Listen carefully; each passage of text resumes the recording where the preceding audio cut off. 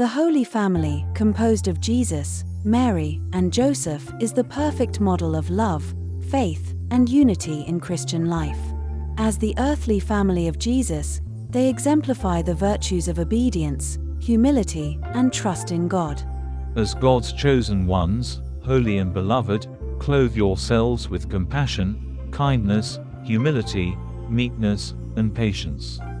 Bear with one another and, if anyone has a complaint against another, forgive each other. Just as the Lord has forgiven you, so you also must forgive.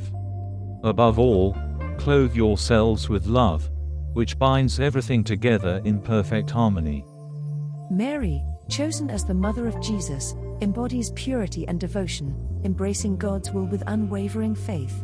Joseph, a humble and just man, faithfully served as the protector and provider of his family, trusting deeply in God's plan. Jesus, the Son of God, obediently grew in wisdom under his parents' care, exemplifying holiness in family life. As Christians, we are inspired by the Holy Family to live with love, patience, and faith, trusting in God's plan for our families.